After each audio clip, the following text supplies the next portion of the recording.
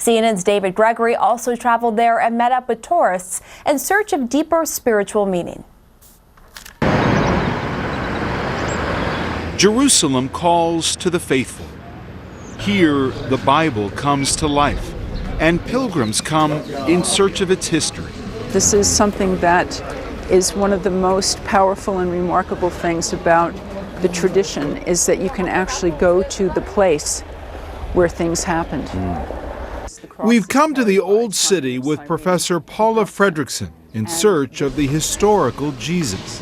I think the historical Jesus has always mattered to Christianity, or we wouldn't have the Gospels. Right. Those are stories about Jesus the man.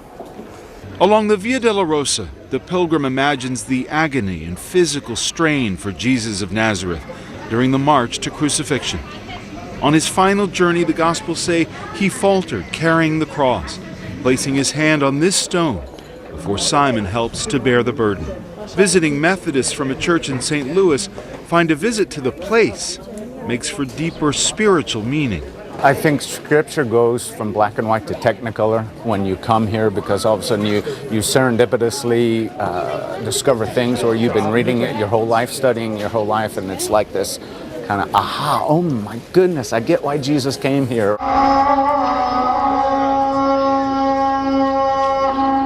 Jerusalem is the epicenter of three great faiths: Christianity, Judaism, and Islam.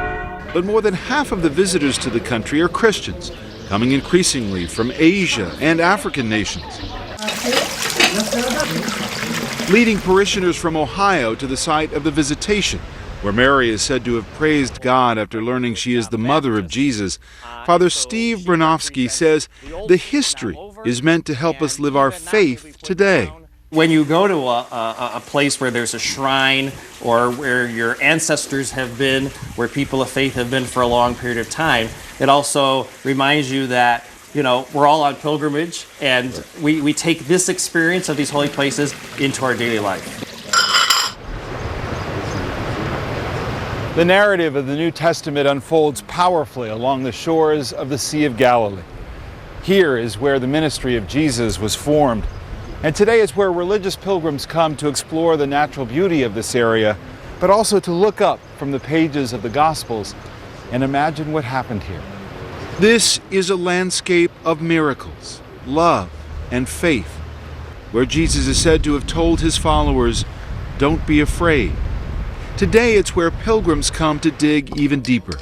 These students from Chile are volunteering at an archaeological site in the first century port town of Magdala. We are trying to replicate and to show the people how they lived in the last 2,000 years. Artifacts from such digs may end up at the Israel Museum in Jerusalem. Here, the findings include remains of a Jewish high priest and a stone bearing the name of Roman governor Pontius Pilate. So it's an amazing coincidence that two artifacts like this that relate directly to the last moments of Jesus, to the arrest and trial and crucifixion, were found in excavations. Evidence for the faithful in this city under God. David Gregory, CNN, Jerusalem. And David Gregory joins us now. So David, clearly, in just watching that clip, this was very personal for you.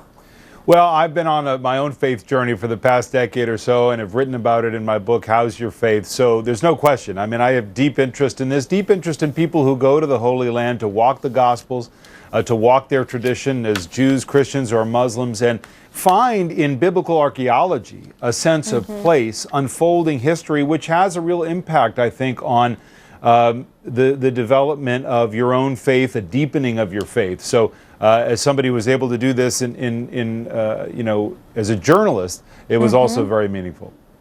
And was there any sort of moment throughout this experience for you where you were kind of taken aback, or perhaps it was an emotional moment, anything like that in this journey for you? Well, you know, people of faith differ in terms of the extent to which that sense of place, walking the Gospels or walking the Bible more generally, how much impact that has on them.